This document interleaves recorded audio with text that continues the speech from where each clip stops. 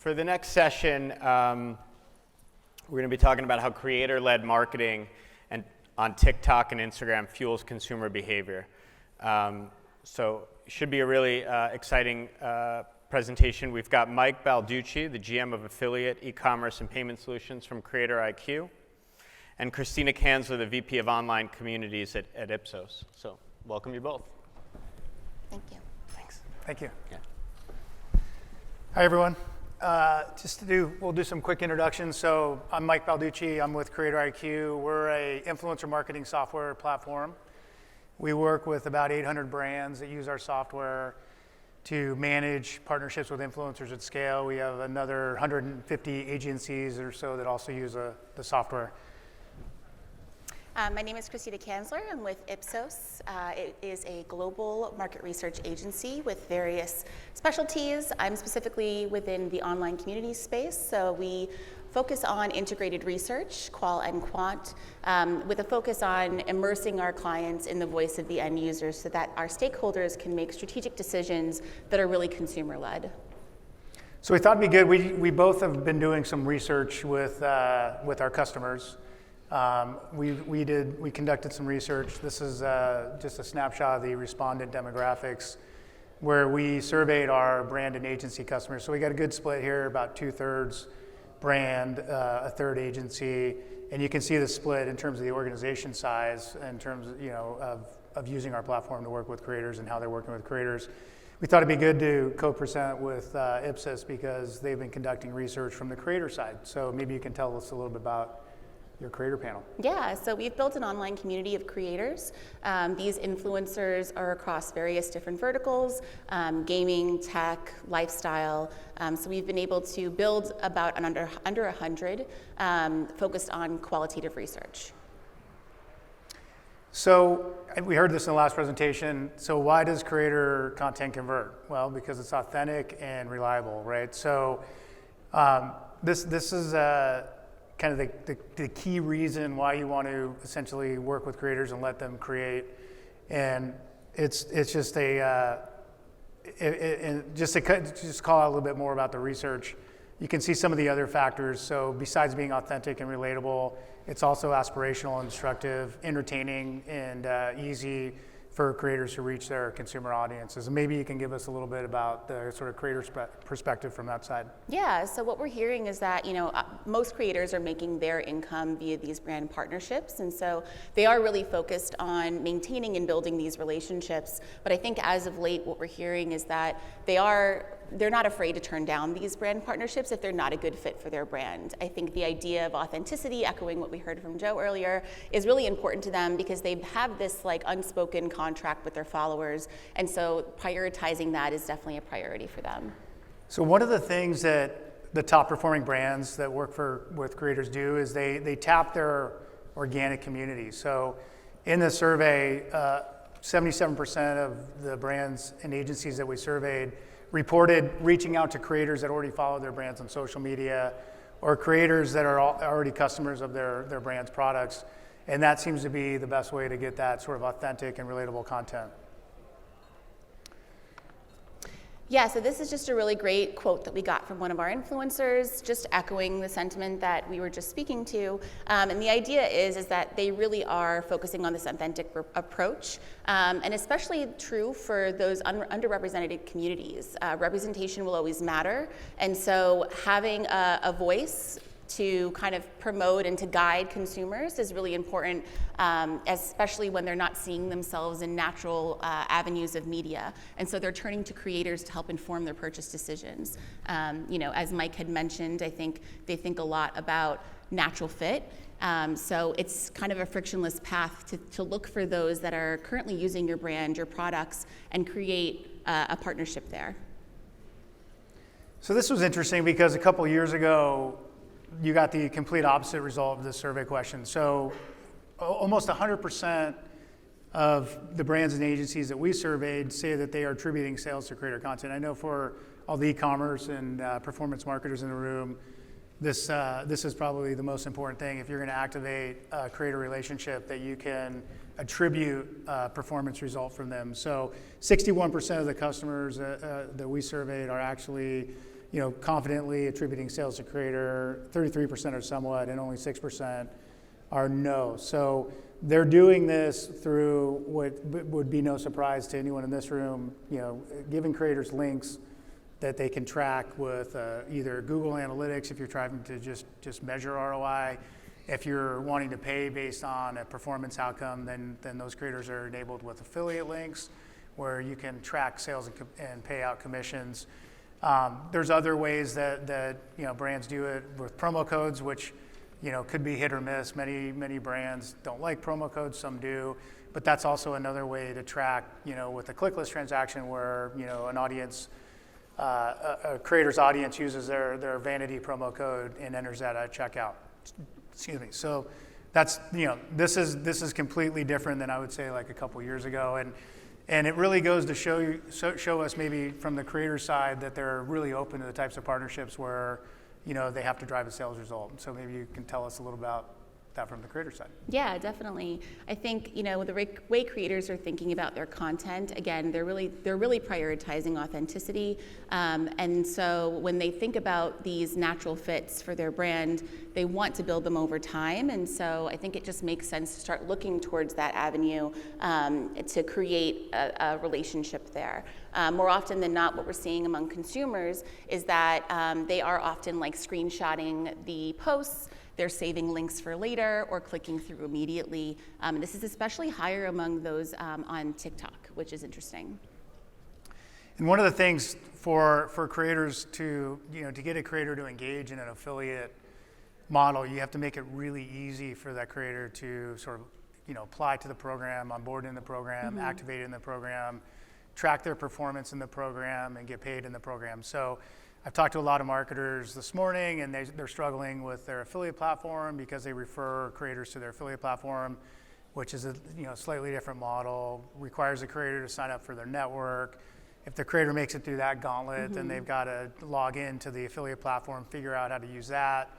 If they're successful there, then they have to search for the brand on the affiliate platform, find that brand, apply to be a partner of that brand, join that brand's program. Okay, now you're finally enabled and you can start creating links. And even in some of those platforms, it's hard to create links. There's lots of advanced technologies there. So one of the things that Creator IQ has done to enable our partners to do this at scale is make it really easy for them to manage essentially a direct partnership with an influencer that's based on an affiliate outcome. And we're seeing brands successfully recruit hundreds, in some cases thousands of influencers in these programs, and they're generating literally tens of thousands, millions of dollars of sales results annually. So there's other ways to do things. You got to have an open mind for that. So one of the things that we're seeing too that's interesting, and I know over the last couple of years, folks have been focused on TikTok, and if you see in this chart the average minutes or time spent per daily average user on TikTok kind of spiked there in January of 22 and sort of has flattened out. And TikTok's a great platform, and you absolutely have to be there with creators. You can see Instagram and YouTube as well. But one of the things that's kind of changing that we thought would be important to call out is channel dynamics are changing, right? So, and I heard this question in the earlier session. Where should you have creators put that content? Well, the creators are increasingly putting that content on multiple channels. And you see what that green arrow denotes is sort of where the trend line started to change on YouTube Shorts. So that is a very interesting phenomenon. And maybe Kristyna, you can tell us a little about from the creator side, like how they view the different platforms and where they publish their content. Yeah, I think it's always tricky. When Lemonade came out, it's always kind of hard to tell what's going to work and what doesn't. So oftentimes what we're hearing on our communities is that they're waiting to hear from their peers what makes sense, what's easy to use, what might be a good fit for their brand before they actually think about adoption. They might save their tag just to kind of have it reserved, but they don't start engaging right away. Once they hear from their peers that this is worth putting their energy into, they know their time is money. So that's certainly something that they think about. well, another thing that they also are prioritizing is that frictionless experience. And so the idea that, not only does it have to be easy for them to post, but it also has to be easy for their followers to engage. And so as they think about and prioritize their platforms, that's something that they're, that's top of mind. In addition, with Shorts, I think that's what's making it so easy for them, is that it's frictionless not only to engage, but then also to cross-post as well. So you're seeing a lot of influencers talking about, I can easily just share my TikTok onto Shorts, or I can drop a reel there. So it's like an easy lift overall, rather than creating fresh content every time, specifically for that channel. So some key takeaways before we can jump into some questions here. So we'll cover these kind of each individually. So what we also saw in this survey, that almost 3/4 of the brands, or actually just over 3/4 of the brands we surveyed, are increasing spend in influencer marketing. And when we dove into that data point, we found that most of those brands are increasing their spend by diverting money from other channels, right? So search is super saturated. Paid social may not be returning what it used to, based on some of the tracking and other challenges there in the competition. And so they're taking those funds and they're diverting them to their influencer programs. And then they're seeing, when done right, that creator-led efforts are consistently outperforming some of those traditional channels, right? And there's some incrementality there. And one of the so from your lens, speaking from the lens of the creator, what can you kind of tell us about how you got to let creators drive ROI? Yeah, I think the creators know their audience. They know what's going to work and what doesn't, and that's especially true for the next point as well with authenticity. Oftentimes, what we're hearing is that they don't want to be dictated to as to how to post or what to post exactly. They want more creative agency over their content. And so, while it's nice to have some guidelines to work within, I think giving them a little bit more flexibility in the process and being a part of the conversation is going to not only empower the influencer but the audience as well, because then they can accurately represent how they embody the brand, make it feel authentic, and thus increase click-through and sales. So that really, you gotta let the creators create. You gotta let the creators be themselves. I know a lot of the traditional influencer marketers like to cast and direct the content, but especially for the performance models, it's really important to let those creators create, and scale is your friend. And so it's not really possible to be reviewing hundreds of posts a day or approving those in advance. And you'll find that affiliate creators generally, I say generally 99% of the time will fully comply with your brand guidelines. Occasionally we'll see some promo code leakage or links show up on Retail Me Not or something, but it's pretty easy to shut those down. And I would say those are very remote circumstances. And then we touched on channel dynamics, right? So definitely, expand beyond TikTok and Instagram. Instagram still across all of our brands is still the top performing for ROI. TikTok is closing in on that, but YouTube is also now appearing on the radar. And creator costs. So we get this question a lot, how much should I pay my creators, especially on those sort of brand programs. So maybe, Kristyna, you can kind of give us, from the creator's perspective, how they talk or think about fees. Yeah, I think they know the value of their platforms and their followers, and so they want the investment to reflect that and the impact that they can make on a brand. Even moreover, they're insisting on transparency, and so rather than being unsure about the hoops they have to jump through or what exact benchmarks they need to hit to make a certain number, having that up front, I think, empowers the conversation so that they can come to the table as equals. So in that last point, which we touched on briefly, is you got to leverage your organic brand fans. So they're out there. There's creators that follow you. There's creators that purchase your products, and that's typically sort of the lowest hanging fruit to start from. And creators inspire other creators, right? And creators follow creators. So we always say, some of our clients that do the affiliate activations actually pay creators to post about their affiliate creator program, and refer creators to their affiliate and get paid for referring creators to their affiliate program. So it's really key to sort of start there, and you have creators that want to work with you and have a way to sort of onboard them. Yeah, anything absolutely. You want to add? Yeah, no, I think that's absolutely important, and even moreover, now that we're seeing so many creators connecting the dots internally, it even creates a stronger argument for allowing them to have creative agency over the content, because as a follower, if you're following a handful of the same influencers, you're not going to want to see the same campaign over and over again. It feels disingenuous, and you're less likely to buy in, right? So I think even moreover, consumers are also becoming really aware of the ecosystem, and so playing against that is going to be smart from the brand and the influencer's perspective. So we have about 5 minutes left, so we'd like to open it up for any Q&A if anyone has any questions.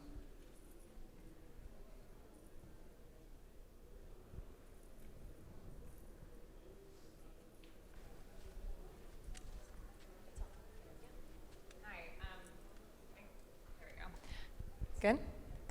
Hi, so Amanda, I'm on Walmart's brand social team. So one of the things that I feel like we debate every time we're doing a branded influencer campaign is whether we value macro creators with lower engagement rates versus micro creators with higher engagement rates. So I'm very curious to hear your perspective on that.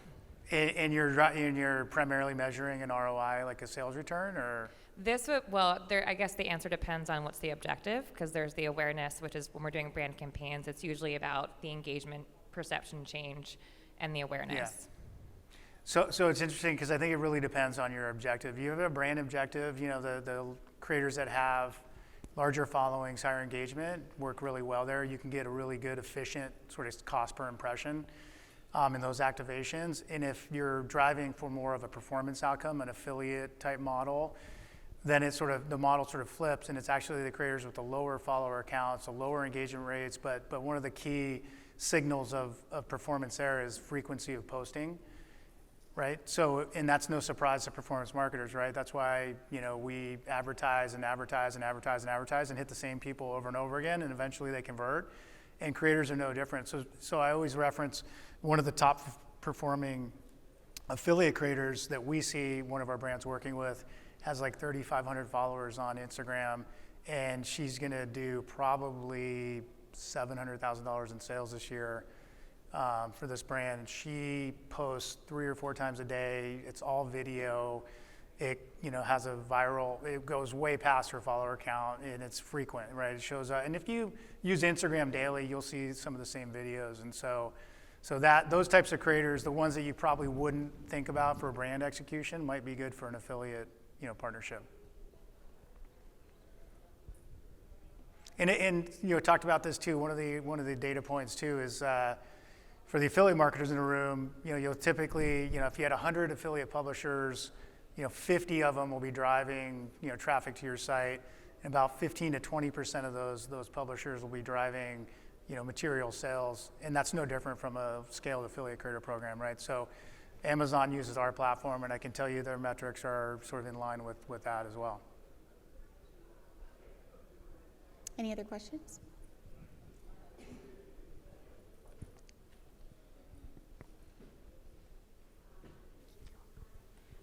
So as a content creator myself, I have worked with brands, and certain brands will either offer a lot of money or offer a really, I would say, sometimes insulting amount. Mm-hmm. And so how do you find that that happy place to kind of please everybody and to make it a fair for everyone, and to create that content and to feel like you're really gonna, as an example, I'll give you, I was offered to create a reel for $3.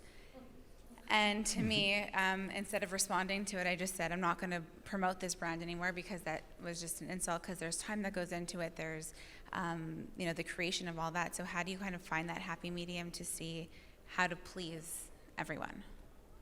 From the brand's perspective, so the top performing brands have sort of multiple programs running sort of simultaneously, right? So you have your affiliate ambassador program where you can give those folks that are passionate about your brand an opportunity to earn money based on an outcome that they drive, typically sales outcome. Then you have your brand ambassador program where you're paying influencers, sometimes on retainer, sometimes on a pay per post or for deliverable model, and you're running that program. And then a lot of times, and we'll see this especially in sort of the fashion and beauty, they'll peel out influencers from the affiliate program that are performing well, and give them brand deals, right? Because or the ability to participate in like a seasonal promotion, and, new line of products released. You have a charitable cause that you're supporting and you want to get some influencers. Maybe you have an in-store event or some other activation, and so that sort of carrot in the affiliate program is really helpful to try to compensate some of those top performing affiliate creators. Bonuses, paying out bonuses. We have one campaign launching. It'll be very interesting to see. They're gamifying it. They have a leaderboard now.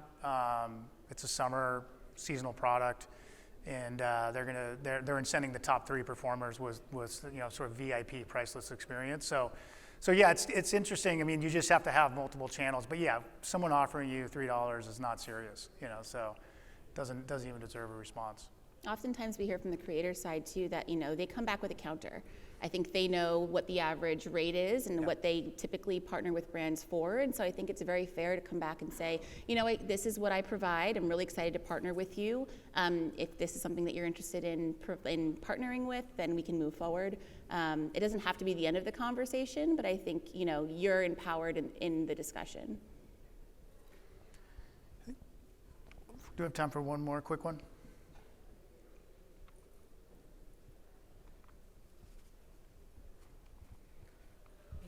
You've mentioned a point about having a challenge whenever you're onboarding creators into the affiliate program and having them adopt to that specific program you're running or to the affiliate network you're on. So how do you face that challenge when you need to scale that creator program within your affiliate network? I mean, you need software like Creator, but so yeah, you need to. So I think about it like. Think about one of the most successful, influencer models is LTK, right? So you need to have your own LTK program, right? So you need to basically be able to onboard influencers into your private program.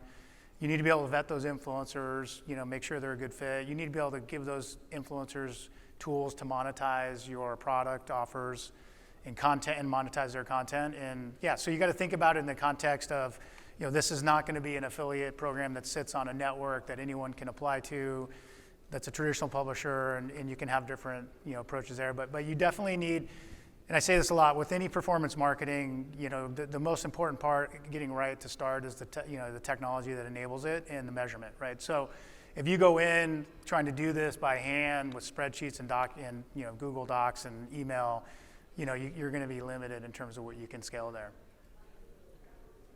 Great. Thank you. Thank you.